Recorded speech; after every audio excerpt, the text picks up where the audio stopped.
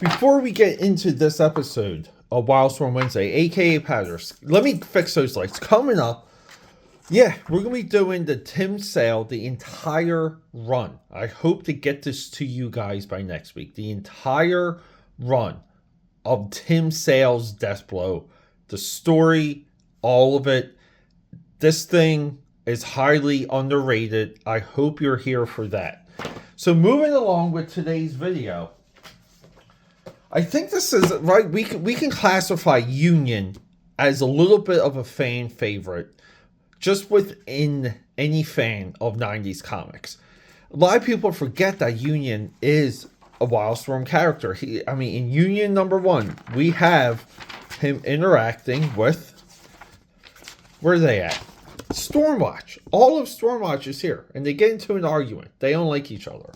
So we're not going to go crazy about the story. We're not, because this is, I'll say right now, it's not a good issue. It's not a good read. I think it was good for, it was better for what it should have been at the time. But looking back and rereading this, there's a lot of issues. Now, I think anyone younger reading this, like a young teenage bro, like over here, would enjoy it because you don't know any better. But but that's not always the case. So let's gloss this a little. We're going to look at Union black and white, because I have it black and white right here. Where is it? Right here. We have Union in black and white. So let's have a look at the story. Let's have a look at what happens in issue 1.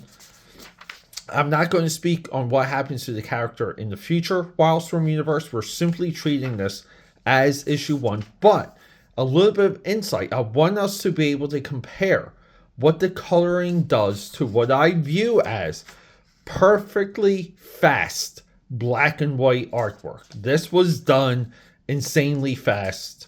Let's talk about it. It's time to go back to 1993 when comic books like this sold a bundle. Meaning, one book, this book, probably paid the rent for the entire year for WILDSTORM Productions. Guys, if you're catching this, it means it's WILDSTORM Wednesday, and I'm still stuck on Jim Lee's desk. I cannot get out of his television. What curse is this? And there is AKAPAD. Is this a way to hit the drawing table, or is this a way to hit the drawing table? So this cover supposedly took 3 weeks to print. That was the lead time from a publisher editorial standpoint. I say editorial because it's up to the editors to map out. They're part project managers, and it's up to them to know what all the time frames are. And we can see it's foil, and it's also embossed. We can see here on the back. Guys, this is the stuff I love about 90s comics.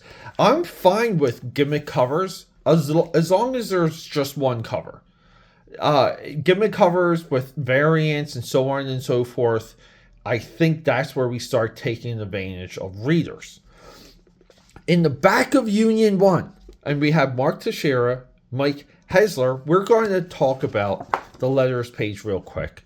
But I want to introduce you guys in the next few seconds in where a lot of American comic book readers were first introduced to Mike Teixeira, the greatest Ghost Rider artist of all time.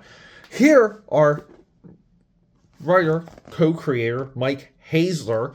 He's also a letterer throughout all of WILDSTORM Productions. So Ken Lopez, and we have, a production traffic coordinator. We have a Dennis Hesler, who's the brother, I believe, right? The brother, because Mike are in production, and we have Richard Bark, assistant separator. So by the time these giant credits got printed, he forgot to add these because I guess the cover. So these guys came in to wrap this book up within the 3-week period, because here he talks about the lateness, and part of the lateness of this is that the cover took 3 weeks to print. They didn't factor that in. And he blames himself for slow writing. So it's like, what is it? Is it because 3 weeks is a long time. It's almost a month in comic book terms. It's a push and pull. We want to say that Mike is playing, he's playing captain of the ship. He's putting himself on the line. He's blaming himself for this book being as late as it is. He blames it on the script, blames it on the cover, but then he also has endless production people to give additional credit to. And here's the wild thing. Thanks to Spectrum Art Group Limited, Nick Bell, in color. So we have 2 potential coloring companies outside of, like, yeah, I'm sure these 2 companies get absorbed into WILDSTORM and become WILDSTORM, painting or WILDSTORM digital production. We also have Sam Keith here. Isn't that crazy? Sam Keith. Fernando Salas. And a special thanks to John Nee for nothing. This it's a tragedy. It's literally a train wreck, but it sold so well. And I know so many of you have this book in your collection. But you may not have ever, again, this is what we do here on this show, like on this whole channel. We talk about everything. Now, big shout out to Ken Lopez because he also did the Deathmate logo, which is mentioned here. The deadline for your suggestions is August 31st. So if you guys have any ideas, just joking. If you guys have any ideas of what to name the letter column, you guys have until August 31st, 1993. Let's get to our superstar. So much of our comic book readership, the glimpses we've had into the history of comic books is by these Les Daniel, Marvel, the 5 fabulous decades of the world's greatest comics. If anyone out there wants me to go through this, better let me know. 700 color illustrations. We're just going to skip into the modern day, and here we go. See, creating a Marvel book. The Marvel method. And we get this breakdown of, this is how you have 10 million people drawing books and you keep all the storylines in order, and they tell you that. But we all know about the Marvel method. But here we have Mark Teixeira, pencils by Mark Teixeira. And these are his pencils for Ghost Rider. And if you look at the printed work, you're almost just like, holy crap. Like they do a lot from this. This, believe it or not, is comic book penciling. And I feel like we've hit a little bit of an age where comic book penciling is almost like too detailed. It really is. But yeah, we see him working here with the light box with these awesome, these are American Apparel mugs. This is the Thor one. I gotta get these. They've long been on my list, guys. I love coffee mugs because, you guys know I drink coffee nonstop. But this is, what introduced a lot of people to our artists. Now, I'll show you how I was introduced right here. He-Man and the Masters of the Universe mini comic book collection. I believe this is still affordable. This is one of my recommendations. I don't like the omnibuy stuff. I wish these were like 5 or 6 separate volumes. But if I'm going to deal with it, I'm not going to spend a lot of money. And I believe you can get this used for about $20. A little bit of what you're seeing here. This is Bruce Timm. So Bruce Timm was Bruce Timm, Same Sakai from Usagi Yojimbo, and Mark Teixeira. These are your 3 notable names that graced these pages, and we're going to get to one of his issues, right? Give me 1 second here. But see, real quick, just so you guys can see, artist Bruce Timm. Isn't that amazing? Everyone has a star. So, right here, number 7, The Power of Point Dread. Point Dread, guys, just going back... Point Dread, in my opinion, was 100 times more fun than Grayskull if you had the 2 playsets. But this is young Mark Teixeira, and we do see similarities. I mean, the faces here, they echo each other. They, excuse me, they echo one another. Now, from this point, when I was younger too, I made the connection, and you really can see it in the faces. But I remember having old issues of Jonah Hex with Tashira there too, and that's like almost like the birth of this kinetic style that he has, and he brings that. And bravo to Jim Lee, because Jim Lee also sourced out same Keith, and we get this. America. This is a small American town. We're fully colored. These pages cost thousands of dollars to output and to hold inside the computer. That's why we have so many different coloring houses. But we have a slice of life. We have 3 landscape or long panels, AKAPADers for a page 1. I recommend this so much for anyone out there creating comics. You can set the stage very easily with 3 long panels. Let's see, we got this girl here with the jubilas, and look, her like her bits and pieces are hanging out, and we just have like the back of the kid's head. The parents are just slurping down these martinis, and it looks like they have a big carrot or an apple. They get some fruit, but what the hell's the kid doing? What's he doing? Creeper kid. Anyway, they get nuked. They're cratered. Stormwatch shows up, and they're like, "We've been here for a few hours. Who the hell is that?" And this is how we know we're dealing with a quick production. Okay, this here I think is an afterthought to 2 things: the cover, because we kind of maybe came up with the cover first, because we got to solicit things. We got to go to Diamond and solicit things 3 months in advance. So now we have 3 months in advance to solicit this. And then we have another 3 weeks to print this cover. So we have 3 weeks. It's a long time. It's a lot of missing time here. But right here, boom, out of nowhere, Union just shows up. Now, when I read this when I was younger, I really dug this issue. I dug this story. I thought there was a lot of character building moments. As an adult, it doesn't quite fly. Homie, don't play that. And it's really kind of like, hey, we have this, maybe like, and guys, I'm just talking here. We have what looks like to be a potential cover with some really nice lighting effects here, though. Like just black and white, and I mean, guys, like this was big news at the time to kind of get this with the highlights and make it look like it's glowing. I mean, comic book advancement.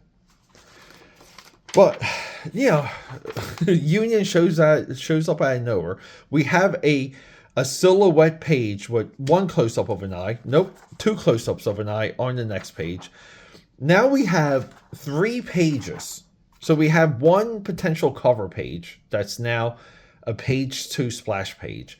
We get Union arguing with Battalion, and then they flash back to when Union crashes on Earth, and we now have 2 pages with essentially 2 illustrations, because the one with the girl here, I mean, that's essentially I call these highlight silhouettes. It's a silhouette with a couple highlights. Nice frame for the window, though. Like this black here that's facing her really shapes the frame. Anyway, he falls. He gets nuked. And, and she, I don't know what she's done. She like falls off the couch or something. She's like, or falls. Yeah, anyway. So she runs out. He's like, like getting electrocuted. And then he's like on the lake. And she's got to like rope herself to this tree. And we have yet again, very quick panels. If we go to what we already looked at from Marvel, we kind of want to say that the setups for these pages were very much, I'm finding it now, they look like this, right? Ah! Oh my God. So, she's like, oh boy, but she like shakes him. She's like, wake up, you, I don't know, crash landed to Earth alien, white-haired boy. And then he so we're in the flashback, and then he kind of has another flashback within the flashback, which is like his alien babe. And he's talking about like the Empire and the war's over and things like that. But I'll spoil it for you. we end this issue with Regent here, which is a villain that shows up later on Stormwatch. He's like the alien warlord, and he's like, I'm going to Earth because this guy's there. This guy's on Earth. I'm going to Earth, and I'm going to wreak havoc. So, now, given at the time, within the Wildstorm universe, we already have aliens. We have the Demonites, but these guys are not Demonites. He falls asleep on the sofa. He wakes up again. And AKAPADers, we're getting very fast pages here. We can tell that they're fast. But we get more silhouettes. Guys, you know how much I love silhouettes, but yeah, but anyway, so they go back and forth, and then we start moving through time, and he becomes like a little domesticated. This is Union here. He's like, like probably looking nice and preppy. You see him on the couch, and they're talking about artwork, and she's like, I maybe want to go to a gallery, and he's asking her about the color combinations. But then we get some of the coloring. Like, the coloring doesn't know what to do sometimes with Mark Teixeira. So he's like, I'm feeling better. I had, it's not like a soul gem, but I forget what they call it. But he's like, look, I'm going to crank up this green energy and summon my lightning rod. That's what she said. And it's like, boom. He's like, I'm fully powered. It's like a gemstone or some crap. And then, they go on like a Superman and Lois flight through, like just through the wilderness, and things are pretty, and we have some quick cars here by Teixeira. But they make out, and because they're falling in love. And he's an alien guy. But then, out of nowhere, speaking of Superman, speaking of Richard Donner, speaking of Man of Steel, he sees on the news that these alien guys are looking for him. He's like, oh my God. He's like, they're looking for me. The Directorate, see, the Directorate, that's the evil empire. And he's like, crap, another silhouette. So he tells Stormwatch this whole story, and he keeps the name of her because he really does fall in love. But which is like, when I was younger, I'm like, wow, this is like a really deep story. And it's essentially like, they don't believe him. And like Battalion makes a good point in this. He's like, he's like, you're a space cop, essentially. You're like a Green Lantern. He's like, what would you do in my shoes? He's like, we all know who you are. He's like, I'm going to need your soul gem. I'm going to need your source of power. It's called the Justice Stone right here. The Justice. So this right there is the Justice Stone. See, here it's blue, but inside the book it's green. Because what the hell? And then, he's got to fight Stormwatch. So we get a bunch of long panels. But, we get some nice illustrations. And I say that this is one of the best black and white books. Because the coloring, right? Like, some talents cannot be colored. But yeah, rock and roll, they fight. We got Hellstrike. Some really nice looking panels. Look at Fuji here. Look at those traps and those lats over here. People are buried. They're rescuing individuals, and they're digging. And through this fight, they kind of they come to terms a little bit. This is what we expect. And then Battalion just like lets him go home. And he's like, okay. He's like, here's my fingerprint. So he puts his fingerprints on Battalion's like dome here. And he's like, now you have my fingerprints. And Battalion just says, go home. And then we have this like, it's somewhat awkward. This last page is as awkward as the page 3 here. Oh, sorry. I think I said page 2 earlier. This is page 4. Like where we're just like, ugh. But these panels work, okay? And we do end it, we do move on, but we have nothing at the end here that says to be continued. It just sets up a conflict between an alien invasion, Earth, and this Union guy. And Union, I think, is like, I forget what he says Union is. Like the source of the power, but they have the Justice Stone. When you use the power, it's Union. With all of that, come on, let's get into the good stuff. This is where we learn about what matters in comic book production, because look at Toshira's detail for the energy here, right? And we don't. I love that vein over here, right, on that quad. We don't get any of the sense of that. Now, given like there's trade dress and all these other things, but let's look at right here.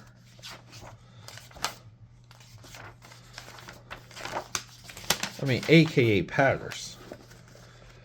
It's tough. I mean, this looks so much more sprawling, so much more detailed than with the color. It does. I think Fiji here looks 100 times better. Battalion, we can see, doesn't have, like we can't see. And I love the idea. Now, given, they could have decided something later, I don't care. But this idea of Battalion's like face being hidden by his his fish stone, his fishbowl. I mean, look at the comparisons are so stark. And like I don't want to just focus on the big, but look at here. Like look at, again, like the colorist comes in and we make the lightning rod lightsaber work. But like the blacks here and the detail within the ink, like the splatter, and someone like here, like where it's like these quick scratches, like we lose it with the color. We lose everything inside the cape here with the color.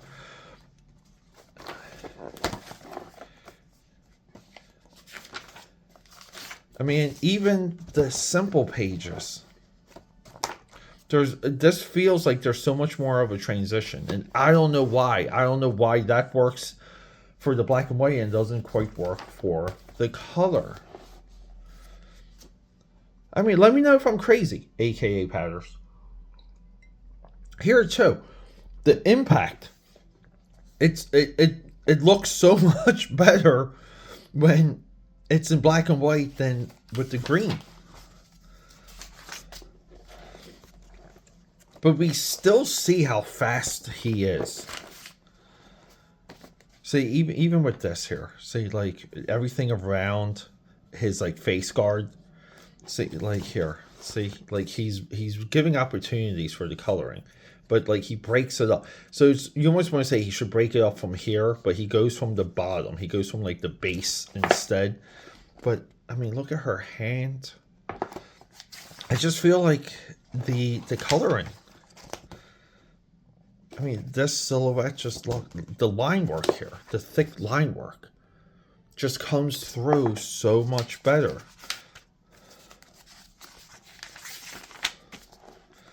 And here, I mean, look at the detail. I mean, with him on the couch, again, how nice and fast, how open-ended he leaves the line work here. But look at the TV stand with the magazines on and the power box in the back plugged in.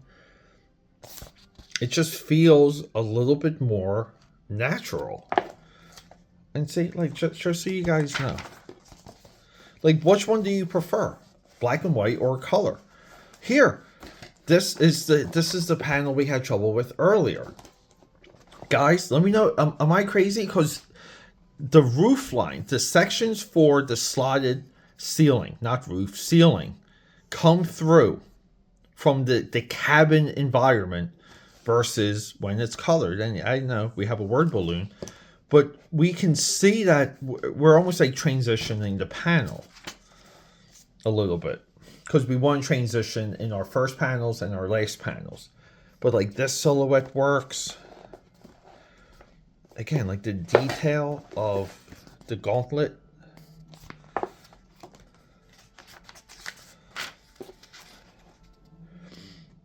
But we get some nice, like, wow. Like, here we go. Which faces are better? Because here I can see his stubble. I can see that he has growth. He looks more of a person with the black and white. And the news reporter. We want, like, can we make the argument a little? Can we start presenting the discussion point that computer coloring potentially helped kill American comics? I mean, look at Diva here blasting away. Right? Like, the black and white works. With him knocked over, trying to get up, the black and white works. The silhouettes here work. The separation here is non-existent. There's no field. There's no, like your vision, like, has an endpoint here. Here it just goes on forever. I don't know. It's just, I'm really beginning to think computer coloring, not computer digital production. Computer production, I think, saved American comics. But computer coloring potentially could have killed it. I mean, look at the detail on Battalion here. Look at this.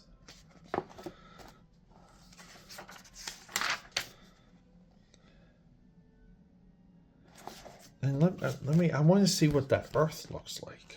Here. Oh my God. I mean, you take away the ability of being simple. I mean, this looks 100 times better. I don't know, AKAPADers. Let me know. And so this gets confusing. So we get, like, Union, I think, goes to, like, an issue 0, and then it starts with a monthly, and then I believe it might have had 2 monthly series. But we'll do more with the character, because the character does have an arc within the WILDSTORM universe. I know this is a fan favorite. We were talking about it recently on stream. I just thought, like, let me do something with Union, because so many people have this issue, and it's a little bit weird at this point that I didn't have, like, I didn't do much with it until now. So, WILDSTORM Wednesday. I love you guys. Rock and roll.